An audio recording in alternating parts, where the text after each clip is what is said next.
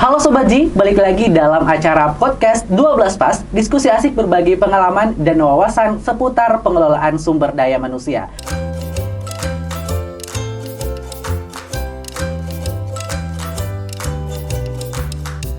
Bersama saya Sulfiandi, dan tentunya pada podcast kali ini saya tidak sendiri, yang namanya podcast pasti ada narasumber, dan narasumber yang satu ini sangat luar biasa sekali. Kemarin mungkin Sobat Ji sudah pernah melihat salah satu pemberitaan yang sangat viral yang ada di salah satu platform media sosial yang mengenai graduation speech-nya di salah satu universitas terbaik di dunia. Anyway, as you can hear from my accent, I'm not from America. I come from a country where the sun shines the whole year with people who always smile and grateful no matter what. I'm from Indonesia. Maka dari itu langsung saja kita sambut Mas Abdul Ghafur atau yang biasa disapa Mas Gaga ya, betul sekali ya? Iya, halo Mas Selamat Aji. datang di Bea Cukai Sulawesi bagian selatan, Mas. Terima kasih Mas Aji. Halo Sobat Ji. Nah, tema yang akan kita angkat nih Mas Ghafur pada podcast kali ini yaitu adalah public speaking is interesting ya. Nah, melihat kemarin nih dari salah satu postingan yang ada di salah satu platform media sosial, yaitu ada graduation speech-nya di Boston University yang kemarin yang sempat viral itu. Sebenarnya mempersiapkannya itu bagaimana sih Mas? Sehingga Mbak dapat menyentuh audiens yang hadir pada saat itu. Oke, jadi pas kemarin sebelum speech itu sebenarnya tidak ada persiapan untuk bisa viral atau seperti apa. Biasanya kan memang sesuatu yang dipersiapkan biasanya tidak terjadi, dan yang tidak dipersiapkan biasanya terjadi gitu ya. Jadi tidak ada persiapan apa-apa dan tidak ada untuk viral, tapi memang pada saat tahu bahwa saya dipercayakan untuk membawakan speech itu, kemudian waktu itu saya langsung memikirkan ide apa yang harus saya sampaikan gitu kepada audiens. Yang pertama tentunya adalah rasa terima kasih gitu ya kepada teman-teman dan juga kepada orang Amerika yang saya temui di sana karena menerima saya dengan baik gitu.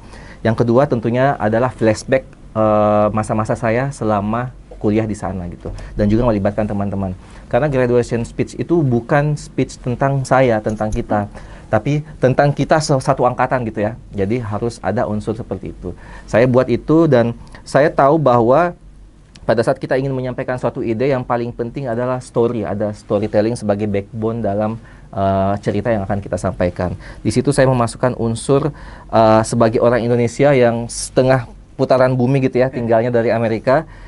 Sejauh itu saya sudah terpapar dan sering nonton dengan film-film Hollywood, misalnya Spider-Man ataupun superhero seperti itu gitu. Dan itu yang saya masukkan dalam cerita saya, dan saya ramu dalam storytelling cerita dari awal sampai akhir, yang kemudian yang pada akhirnya adalah terima kasih kepada orang Amerika, terima kasih kepada orang-orang tercinta kita yang sudah mendukung kita sehingga kita bisa berada di posisi itu pada saat itu gitu. Jadi tidak ada rencana gitu, gimana caranya biar bisa viral nantinya, itu nggak ada rencana seperti itu. Tapi untuk mempersiapkan itunya tadi memang harus dipersiapkan matang-matang ya untuk speech-nya itu. Jadi kalau orang Amerika itu kan lebih sangat strict ya, harus ada skripnya gitu. Waktu itu saya diminta harus ada skripnya. Tapi saya nggak bisa, saya bilang saya nggak bisa memberikan speech atau talk gitu kalau pakai skrip gitu. Nanti akan tersendat-sendat, nanti saya baca, udah sebelah mana ya, udah lupa saya sebelah mana gitu ya. Jadi bagusnya saya biasanya pakai idenya apa, kemudian itu yang saya omongkan gitu. Nah itu yang saya meyakinkan mereka untuk melakukan itu, dan itulah yang saya lakukan. Jadi tidak ada skrip khusus, tapi memang idenya apa, dan juga latihan. Latihan itu beberapa kali simulasi sendiri dalam kamar gitu untuk speech itu. Oke, balik lagi tadi di awal. Ini kan kontennya untuk graduation speech-nya ini kan viral nih Mas nih. Ada kesengajaan nggak sih, atau gimana ceritanya sampai viral banget seperti yang saat ini gitu? Jadi awalnya itu saya kan 2018 gitu ya wisudanya, dan itu direkam oleh teman saya sendiri sebenarnya. Yang teman kuliah saya itu ngerekam, ada yang dari sana, ada dari sebelah sana. Jadi yang saya gabungkan gitu. Kemudian karena saya suka main Instagram, jadi saya upload di Instagram pada awalnya gitu ya. Kemudian di Instagram itu yang nonton kan teman-teman saya sendiri kan. Ketawa tuh teman-teman saya tuh, oh hebat dan segala macam. Tapi ya biasalah, teman dekat kan biasanya ceng-cengin gitu kan. Bener-bener. Iya kan. Terus kemudian saya memutuskan, kadang saya udah capek diceng-cengin, jadi saya archive itu Instagramnya. Kemudian tahun 2020 awal tuh tiba-tiba saya dikirimin link oleh teman saya bahwa speech saya diupload oleh salah satu lembaga pendidikan bahasa Inggris di India gitu. Dan itu dapat hampir 1 juta juga di Facebook tuh pada saat, tapi di Facebook ya, di Facebook pada saat itu. Dan setelah itu diupload, di-relay oleh beberapa akun-akun di India gitu. Nah kemudian saya mikir, oh dia ngupload video saya gitu ya, sedangkan saya nggak ngupload video. Saya coba ngupload aja dah. Waktu itu kebetulan saya baru bikin TikTok gitu ya. Saya upload di TikTok hanya 1 menit pertama gitu, 1 menit pertama gitu. Karena itu kan 7-8 menit ya. Dan itu yang kemudian rame di Indonesia. Jadi sebenarnya di India dulu, kemudian di Indonesia baru rame pada saat saya upload di TikTok itu. Berarti ini tuh konten viralnya itu sebenarnya di India viral dulu, kemudian karena merasa bahwa ada value yang bisa diberikan kepada mungkin masyarakat Indonesia, makanya kemudian Mas Gofur, Mas Gaga ini mengalihkan untuk mengupload ulang, tapi melalui platform media sosial yang berbeda. Tadi sepertinya yang disampaikan tadi sebelumnya di Instagram, kemudian di TikTok. Nah, dari keseharian dari Mas Gaga ini sendiri kan sebagai salah satu pegawai Kementerian Keuangan, khususnya yang ada di Direktorat Jenderal Perbendaharaan nih. Apakah kesehariannya ini sangat erat dengan yang namanya public speaking atau speech atau seperti apa? Sebenarnya Perben tugasnya nggak kaitan dengan public speaking ya, tapi karena mungkin saya beberapa kali kebanyakan di daerah dulunya, sehingga pada saat itu ada kegiatan atau ada apapun, biasanya saya yang jadi moderator ataupun jadi MC gitu. Jadi mungkin ke bawah di situ mungkin. Oke, nah kalau dari kecil dari Mas Gaga ini sendiri, apakah memang ada basic public speaking atau memang sudah tertarik untuk public speaking itu sudah dari kecil atau pada saat kuliah mungkin atau gimana? Dari kecil sebenarnya secara spesifik public speaking itu enggak, karena pada saat saya dulu sekolah itu kata-kata public speaking itu kan baru belakangan kan, dulu tuh nggak ada gitu. Tapi kalau di sekolah itu ada acara, ada kegiatan di kelas atau apapun itu, biasanya saya yang berani untuk ngomong di depan gitu, sehingga mungkin karena saya berani ngomong di depan, sehingga saya sering diberikan tugas oleh guru untuk ngomong jadi MC atau apapun gitu. Tapi cuma kayak serabutan aja gitu ya, ada kegiatan masuk gitu, dan itu ke bawah kemudian sampai ke kelas kuliah. Saya sering ngomong juga di kampus, bertanya dan berdiskusi, dan kemudian juga dipercayakan juga untuk speech juga pada saat lulus S1, kemudian masuk ke Kementerian Keuangan sama seperti itu, sehingga itu yang jadi tidak didesain untuk public speaking, tapi ke arah situ tuh jalannya gitu. Oke, nah tadi sempat disampaikan juga kalau di bangku perkuliahan nih. Ini sebenarnya kalau dari bangku perkuliahan ini Mas Gaga orangnya seperti apa sih? Apakah orang yang aktif bertanya kalau misalnya di depan forum kelas atau seperti apa? Aktif bertanya, siapapun yang datang narasumbernya biasanya saya bertanya. Walaupun di aula yang sebesar itu biasanya saya bertanya tuh. Jadi kalau pasti saya bertanya tuh kalau ada sesuatu gitu. Oke, jadi rasa keingintahuannya juga tinggi banget ya. Dan ini salah satu modal Mas Gaga juga yang sampai kemarin menyentuh seluruh audiens, bukan hanya yang hadir pada saat itu kontennya yang viral, tapi juga mungkin masyarakat Indonesia yang menyaksikan video Mas Gaga melalui platform TikTok tersebut. Nah, balik lagi nih Mas ke konten yang viral tadi nih.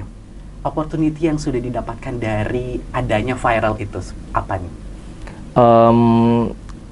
Sering diundang untuk webinar di dalam ataupun di luar Kementerian Keuangan. Kemudian kalau di Kementerian Keuangan beberapa kali MC ataupun moderator di acara yang dihadiri oleh Ibu Menteri Keuangan. Kemudian terakhir kemarin MC high level meeting yang dihadiri oleh Ibu Menteri juga, dan juga perwakilan eselon 1 dari negara-negara ASEAN. Wah, luar biasa sekali ya. Bukan hanya ini udah bukan level cetek-cetek lagi, tapi sudah level kementerian, dan bahkan ada yang level internasional juga ya, level internasional. Nah, kalau tadi kalau yang sebelumnya Mbak Esther itu MC internasional, kalau ini moderator ya, lebih ke moderator atau pernah juga moderator ya. Tapi pasti lebih semuanya basicnya adalah public speaking. Nah, balik lagi nih Mas, tadi kan kalau kita dari konten yang viral ini, balik lagi ini kan sebagai salah satu pegawai Direktorat Jenderal Perbendaharaan. Nah, kalau untuk public speaking-nya ini kemudian sejauh mana sih dipergunakan gitu? Kesempatannya di kantor gitu ya? Di kantor.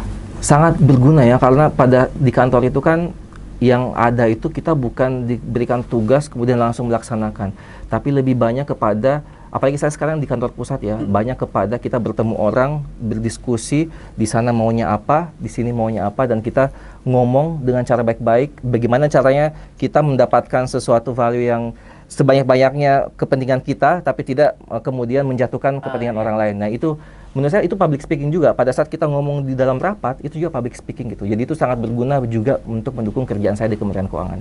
Oke, ada nggak sih Mas nih pengalaman yang unik atau pengalaman yang menarik yang Mas Gaga dapatkan dari salah satu mungkin menjadi moderator atau menjadi speaker atau MC atau apapun itu di depan umum yang sangat unik nih yang mungkin boleh diceritakan? Saya pernah MC yang dihadiri oleh pejabat yang sangat tinggi, lumayan tinggi jabatannya gitu ya. Kemudian sebelum itu saya di briefing oleh juga pejabat yang tinggi jabatannya, disebutkan bahwa pada saat sesi XXX ini kamu harus berani untuk memotong pejabat ini dan ini gitu. Berani nggak kamu? Semua saya jawab ya berani gitu. Nah pada saat kejadian itu saya memotong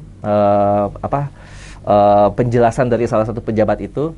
Kemudian pejabat yang menghadiri yang juga tinggi jabatannya itu kemudian ngomong, kok dipotong, biarin aja lanjut gitu. Nah kemudian setelah itu beliau langsung, mungkin karena kesel sama MC-nya gitu ya, motong-motong narasumber, sehingga langsung diambil mic-nya, kemudian dia lanjutkan untuk sesi itu, baru dikembalikan kepada saya setelah sesi berikutnya gitu. Nah pada saat itu saya saya dimarahin gitu kan di depan umum, tapi setelah itu saya berusaha untuk itu tidak terjadi apa-apa. Kemudian saya di endingnya saya minta maaf jika ada kesalahan, ada apa-apa, seperti biasa ya MC pada saat penutupnya. Dan beliau tersenyum pada saat itu karena saya ngomongnya minta maaf dan saya melihatkan ke beliau gitu. Jadi beliau langsung tersenyum dan itu hanya di kerjaan pada saat itu aja, tapi bukan pribadi untuk menegur gitu. Oke. Nah, pada saat itu bagaimana nih perasaannya nih Mas? Kemudian bagaimana mengatasi itu gitu? Perasaannya tentu kaget ya, dan ada malu-malu sedikit gitu ya. Tapi karena mungkin saya orangnya sudah terbiasa di ngomong di depan ya, sehingga mungkin mukanya agak lebih tebal gitu ya, nggak tahu malu gitu. Jadi kayak seolah-olah tidak terjadi apa-apa gitu, dan seolah-olah tidak terjadi apa-apa. Kemudian saya berlanjut seolah-olah tidak ada terjadi apa-apa.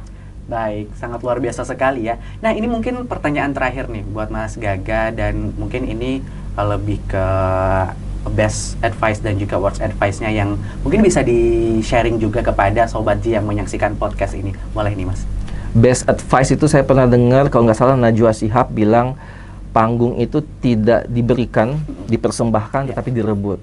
Pada saat saya dengar itu, saya langsung, oh benar juga ya, itu yang saya alami selama ini gitu. Itu mungkin best advice yang saya pernah dengar gitu. Kalau untuk worst advice-nya?